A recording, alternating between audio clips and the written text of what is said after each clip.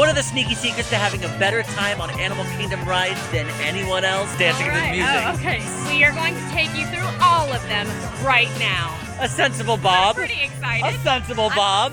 Dinosaur is a high-speed chase through prehistoric times where you try and bring back a real-life dinosaur to present day. So my first trick is read the warnings, because this ride is not for everybody. A big trick for actually really all of these attractions is know what you're getting into before you ride the attraction. This is without a doubt one of the scariest rides on property. We've got your pitch black, loud noises, crazy, jerky, sudden movements.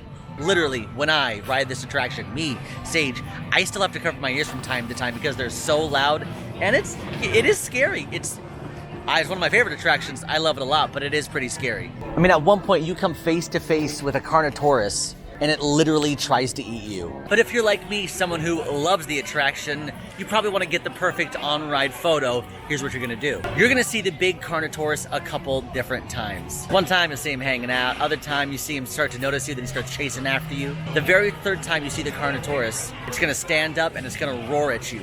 The third time you'll see him, he'll be on the right-hand side, he's about to roar. That's where the picture is gonna be taken. So when you see the Carnotaurus for a third time, that's when you're gonna smile, or scream, or tell your best dinosaur joke. Knock, knock. Who's there? I literally don't have anything right now. What do you call a dinosaur car accident? Tyrannosaurus Rex. The WR, like, wreck the... It's fine. Now the Q is actually the Dino Institute. And the Dino Institute is somewhat of an archaeological headquarters, but also a museum of sorts. Because there are real fossils. Disney built an actual fossil museum here at Dinosaur. They were donated by different institutes, different organizations. So yeah, you're walking around, you know, real fossils. I mean, you learn something and you're thrilled. It's a learn thrill. Just made it up. You're gonna wanna ride this attraction at a specific time of day. Definitely, if you can, ride it early on in the morning or late at night. Literally in the afternoon is a huge peak.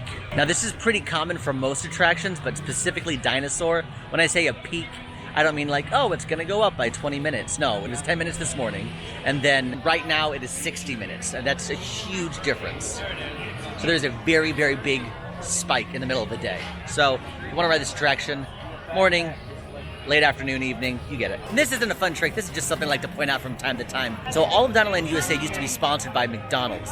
Yes, fast food place, that McDonald's. In fact, you could even get McDonald's food at Restaurantosaurus. I remember it. I used to love the fries and the chicken nuggets when I was a kid. Now I've grown up, I have finer palate. But there's actually a fun nod to that hidden inside this attraction's queue. Right after the pre-show, you'll end up in kind of like this work basement. You know, this is where the real engineering work begins. If you look at 3 pipes above you, you'll see a yellow pipe, a white pipe, and a red pipe. And on each of those pipes are the chemical formula sign of ketchup, mayonnaise, and mustard. Because McDonald's, why would they have ketchup, mayonnaise, and mustard at the Dino Institute? Do dinosaurs just love condiments? No. It's a callback. It's a call for McDonald's when Dinoland USA. Okay, all right, you know, fun facts, secrets. Woo! So here we are. This is Pandora in the Valley of Moara. If you haven't had the chance to come to Animal Kingdom in the past few years, this is one of the newest lands here, and it is based off of the Avatar movies. And there are 2 rides back here, which are 2 of the most popular in all of Animal Kingdom. So we're going to tell you our sneaky tips for them. Here we are at the Navi River Journey. This is a slow-moving boat ride that takes you through the Valley of Moara. It is a really beautiful boat ride. It is also one of the most popular in the park, and unfortunately because of that, the wait times can get pretty crazy, but don't worry, we can tell you how to avoid that. What is our Navi River Journey secret? This one's gonna sound a little weird, but you should rope drop it. Yeah, I know, it's a slow-moving boat ride, and it's not even technically the most popular in the park, but let me totally be honest with you, but the reason the slow-moving boat ride receives this kind of like attention is because of the connection to Avatar. That's really it. This is going to be one of the highest wait times you're gonna find for all of Animal Kingdom, and that's pretty crazy to us. It is just a slow-moving boat ride, but the connection to Avatar is what makes this one a crazy popular ride. It's also a very quick attraction, which means that you probably will have the opportunity to rope drop multiple attractions if you can get here first and then make your way to other spots. Especially if you have an individual lightning lane for Flight of Passage later in the day, this is going to be a great one to come to. In Dinoland USA, you'll find a little carnival section called Chester and Hester's DinoRama. Backstory goes, Chester and Hester owned a gas station. Once the Dino Institute gained notoriety, more tourists started to come by, so they opened up a gift shop. That it got even bigger, more notoriety, the Dino Institute, all these tourists coming through, so they said, you know what? We're gonna build a carnival in our parking lot, in our gas station parking lot. Yes, that is a real backstory, and these are cracks in their parking lot. Wait, look, I don't know if you can see it. Yes, these cracks are intentional. What a feat of Imagineering. Look, it's the parking lot. Has a car ever been parked there? Probably not, but that's backstory. Now, Dinoland and Chester and Hester, it's rumored to be going away. We don't know for sure, but you can follow AllEars.net for those specific details once Disney releases them. Because this used to be a coaster. The coaster has currently gone extinct. Get it? Because dinosaurs. But this is Triceratops Spin. Triceratops Spin is a Dumbo-style attraction. It takes you up high in the air, spins you around a couple times. You can go up, down, tilt front, forward, whatever works. But it's a great attraction for the little ones. I know what you're thinking, Sage, what kind of tricks are there for a Triceratops Spin? It's literally just a Dumbo-style attraction. What else can you do with it?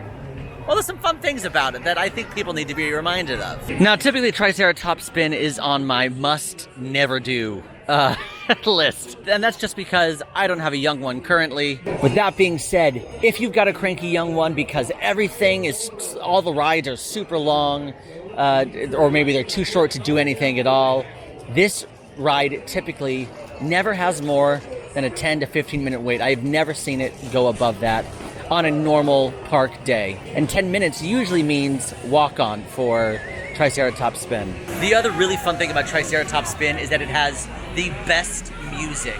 You're not gonna get some tacky carnival music. Right now they're literally playing All Star by Smash Mouth. I've also heard I Feel Good, James Brown. Like, they've got really fun songs on here.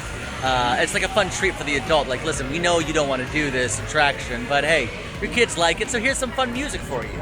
You know what, Smash Mouth, I heard you. Hey now, I am an all-star.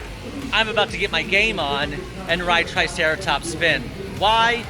Because it's a 5-minute wait. That's why.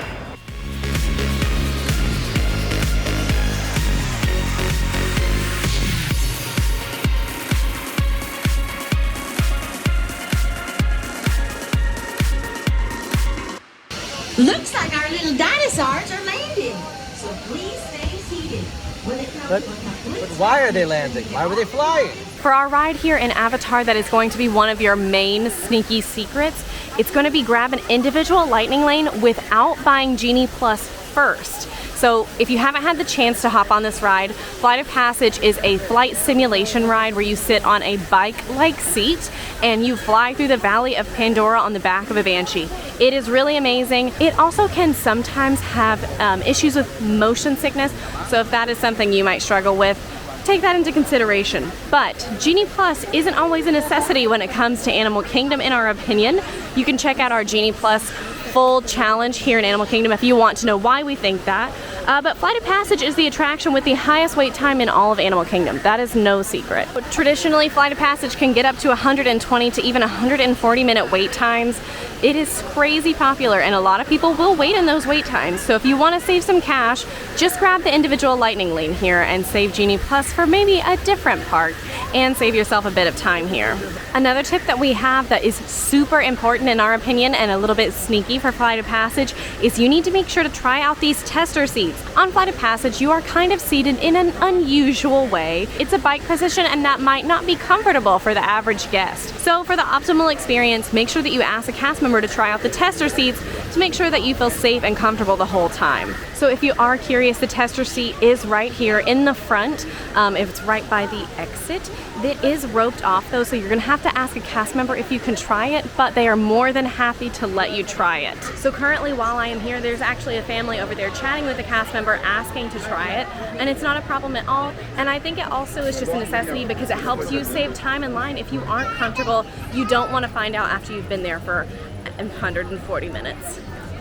Now, Disney's Animal Kingdom has some awesome Broadway-style caliber entertainment. I'm specifically referring to their big stage shows, Finding Nemo the Musical, The Big Blue and Beyond, and Festival of the Lion King. Festival of the Lion King is a celebration of the Lion King's music and its culture, while Finding Nemo the Musical is actually a retelling of Pixar's Finding Nemo in a fun musical form. Now, these are two shows that I never miss because throughout Disney property, you're not going to get a lot of sit-down theater experiences, especially to this kind of caliber. In both shows, seating isn't really ideal. There are these kind of tough benches, and each show is approximately 25 minutes long, so you want to make sure you get the best view possible if you got to sit on a weird bench. If you want to choose your seat, I need you to get to the theater at least 30 minutes before the show, minimum. And that's if you want to choose your seats. 45 minutes on busier park days. Now, I know that's a huge time suck, so this might be a skip for your Disney experience. But if you're excited about some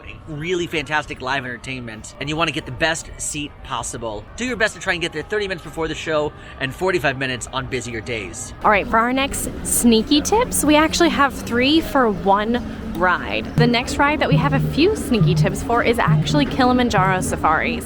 So this is a safari ride where they take you out onto the actual man-made safari that Disney has created, where you can see some amazing lions and hippos and tons of awesome animals in their natural habitats interacting, and you're also going to have a really cool safari guide that tells you tons of information about them. First sneaky tip about the safari: the best times to ride it is in the morning or the evening, or even maybe after a little bit of rain. Sure, the wait time might be lower at different points in the day than the evening or even after a little bit of rain, but the real reason to ride during these times is because of the activity the animals do. The animals tend to be really the most active during cooler times of the day. Even for humans, 2 o'clock probably is going to mean nap time. They have been sitting in the sun all day, so if you can head in the morning, the evening, or after rain, those animals are going to be the most active, and that's going to give you the best experience. We also recommend sometimes even riding it twice if you're interested and you have time. Next tip for safari is the most activity for you to see. You're going to need to sit on the left side of the ride. Technically, you are on the safari. There is a 360-degree savanna view around you. However, most of the activity is going to happen over on the left. So if you can seat yourself on the left, or for your future animal activists, they can sit on the left as well. That's going to be where you're going to be able to see the most animals. Finally, our last sneaky secret is that the safari hours are not the same as the park hours, and a lot of people don't know that. Based on the needs of the animals, the weather, and even just a variety of situations, the ride might open after the park opens, so a little bit later, and it's probably going to close before the parks close. So you need to make sure that you're checking those times because you do not want to miss out. I think this is one of the most special experiences here at Animal Kingdom, and I would just hate for y'all to miss it. So make sure you are triple checking those times on the My Disney Experience app, or even asking a cast member if you're not sure. If you aren't 100% sure, you can always check out this sign outside of the safari, and it will tell you what time the safari closes. So today it's 5:15. Expedition Everest is a high-thrill roller coaster attraction where you narrowly escape a vicious Yeti as you try and navigate your way through the Forbidden Mountain. Oh, all right, this is a good one. Expedition Everest has a single rider attraction, which often makes it a walk-on. Now, that is not all true for single rider lines. For example, Rock and Roller Coaster, that single rider line is sometimes longer than the standby line. But here at Expedition Everest, it is the only coaster attraction here at Animal Kingdom, so it's in pretty high demand. So if you're traveling alone or feel comfortable splitting up from your party, and you gotta ride Expedition Everest, single rider option is definitely there for you. And let me tell you something about Everest. It is business in the front, but a party in the back. Not every coaster operates this way, some of them do, but this one definitely does. If you're sitting in front of the roller coaster, your ride vehicle, it's gonna be smooth sailing as much as you could possibly imagine. It's still a roller coaster, it's still high thrilling, but it's pretty smooth. The back of the roller coaster, you are being whipped around like nobody's business. At one point, you even get airtime. So if you're looking for something a little more thrilling, a little more chaotic, sit in the back. Now, if you do have a preference, you can ask a cast member, and they may accommodate depending on how busy everything is. May being the key word. Now, the standby wait time, there's a little bit of a trick to it, and it's surprising every time it happens. If you see a 20 or 25 minute wait, it is often a walk-on. Often the inflated wait times are literally just due because of how long the queue actually is. And you're certainly not going to be walking for 25 minutes. It's maybe a 5-7 minute walk. Then you do wait a little bit at the distribution area. And more often than not, 20 to 25 minutes, typically a very short wait. Now, while you're waiting in line for the attraction, when you're in the queue, just take a moment, look around you, because most of the artifacts in the queue are real and directly from Nepal. Now, granted, yes, some of them are created because they had to be for the intellectual property that's on the attraction, you know, the Yeti and stuff. But many of them are authentic, which is super cool. I love when Disney pulls real history and presents it in their park, just because, you know, how often would we ever get a chance to see these kind of things? If you're looking for something a little extra, you can also check out Rafikis Planet Watch. So the thing that's really cool is there's actually a petting zoo over here. I'm personally really excited to show you guys this. This is one of my most favorite underrated things here at Animal Kingdom. But first we're gonna take the Wildlife Express, which is a train ride over to Planet Watch, and you get to actually see a little behind the scenes tidbits of Animal Kingdom on this ride. So let's go hop on the train. Alrighty, so we have made it over to Conservation Station, and if you guys don't know what is over here at Rafikis Planet Watch, basically there's two things. There's a petting zoo, which of course we're gonna go check out, but then there's also the animation experience where you can draw different Disney animals and learn from a different Disney animator, and it's really cool. It's a free experience, and you get to keep your drawing, so it's kind of like a free souvenir. Alright, so if you walk all the way to the back along the paths, this is where you're going to find the restrooms, this is where you're going to find the animation experience, and this is also where you're going to find the affection section, and that is the petting zoo here. And here they have things like pigs and goats that you and your family can come in and get to know and have a really cool experience with. One thing that we think is really exciting, and our little bit of a sneaky tip here, is that you need to ask the cast members some questions when you're headed inside. So first, the cast members love to chat over here. They always have really fun little tidbits for you. And one thing that I like to tell people is that I learned from a cast member is that Pua, the pig from Moana, was actually modeled after one of the pigs from inside this petting zoo. You never know what fun facts you're gonna find out by chatting with cast members, and they always keep me entertained over here. So this is actually a really quiet area, which I also really enjoy, and it gives the younger kiddos kind of a hands-on experience that I don't think you get in a lot of theme parks. Oh, they have the sheep out today. Look at the sheep. Some donkey. I wish I could pet him. They have to get close for me to pet them. So this is the pig that actually inspired Pua from Moana. She's a lazy girl. I always chat with the cast members and confirm I do believe this is her. The cast members are pretty busy today. It's so nice to just sit and pet the pig. Okay, so I confirmed this is the pig that inspired Pua from Moana, and her name is Charlotte, and I love her. And then they also have another pig over here, but he has guests. So also over here, if you're curious and you want to brush the animals, they do have brushes over here. I have just been choosing to pet them because you can, but I love them. So you do need to wash your hands as you leave, but they have a whole station for you, so that way you can still enjoy yourself and not feel gross when you go to eat your Mr. Kamal's fries. So a lot of people love to call Animal Kingdom a half-day park, and I do think that it can be. There's not as much to do here, but I also know that people aren't utilizing free experiences like this that I really love. This area is normally pretty empty. It's not really ever crowded. There's benches over here, there's the animation experience, and then there's also small exhibits inside. And I just like this whole area. It's very relaxing, very quiet.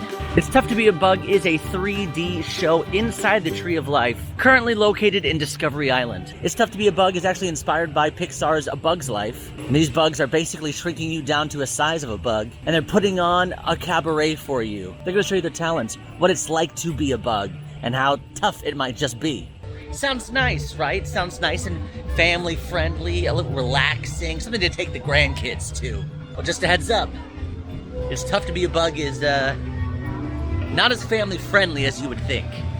So there are actually a lot of cool practical effects used throughout the show. You've got 3D elements, you've got a really cool life-size hopper animatronic. Special effects, it really incorporates a lot of cool things. But it's kind of scary, I'm not gonna lie. I'm talking pitch black theater, spiders falling from the sky, the feeling of bugs underneath your butt, pure chaos. I have yet, and I've done It's Tough to Be a Bug a bunch of times, I have yet to walk out of that theater without seeing kids crying or see kids leave halfway through the show because it's just a lot of sensory heightened things. Blasts of air blowing in your face that you're not expecting, paired with lights.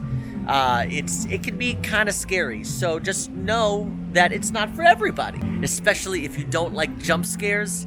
Definitely not for you. So just know before you go. Now, this is my big attraction trick that I tell anybody who will listen, specifically for it's tough to be a bug. If you hear any kind of buzzing, lean forward. There is a moment in the show where the antagonist Hopper, he jumps out of the of like a stump from the tree, and he's like, you know what? These humans really want to be honorary bugs. I'm gonna show them what it really means to be a bug. And he tries to do what humans do to bugs, like swat them and be mean to them, all that kind of stuff. Because we still don't get the point, he then ends up sicking the hornets on us, the hornets and the wasps on us. He's like, hornets, attack! That's when the buzzing happens. Lean forward. There is a practical effect used in the show where there's a small rubber stick that is implemented in the back of the seat that will poke you to make you feel like you slightly got stung by a hornet. It's oftentimes it doesn't feel great. It's uncomfortable. Doesn't make you feel awesome. So, but it is an interesting effect. I'll say that. There's nowhere else on property where you simulate getting stung by a hornet. So, just again, I love the show, but just a fun trick if you don't want your back getting poked, making you uncomfortable. If you're looking for more sneaky tips, don't stress, because we have them. Another sneaky tip is the animal walkthroughs. So for example, we're gonna go through one now, and it is the Gorilla Falls Exploration Trail. So what's really cool about these animal walkthroughs is they are just walking past. There's actually a few here in Animal Kingdom. There's the Gorilla Falls one, and then there is also the Maharaja Jungle Trek, which is actually my personal favorite. But the Gorilla Falls one has some amazing animal sightings, and we'll get into it in just a second. So just like the safari and even Rafikis Planet Watch, these do close earlier than the rest of the parks because the animals, they don't need to work all day every day. They do cut them off, and again, depending on weather and different situations, it might be earlier than that. So if you're interested in these, maybe consider making them a little bit of a priority, just in the sense that you do make sure to check out the app or ask cast members to guarantee it will be open while you're here in Animal Kingdom. So earlies, evenings, and post-rain times are going to be your best chance to find wildlife fun. Very similarly to the safari, animals are going to be out and most playful during the cooler temperatures. So for example, if you can find shady spots, that's where they might be hanging out, or if you can come during that early evening or after rain time. So this is one of my favorite spots. This is the bird watching area. Another favorite section for me is the hippos. This part is really cool.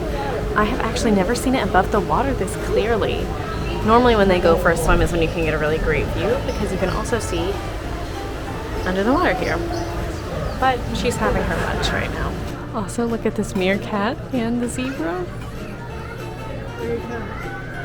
Okay, so I said that Maharaja is my favorite, and it is really cool because there's the tigers and the bats and all that. But I think this might be my favorite because it has the birds and the hippos and the gorillas, and I am refusing to tell you how long I spent with the gorillas. So sneaky tip is just don't ignore these. There's so many people that are missing so many cool opportunities and things to see. I'll never get close to a gorilla ever, except for right here, and that's just really cool. If you like this video, go ahead and like and subscribe. Then go watch Quincy and I give you all the sneaky tips at Epcot. Bye. Bye.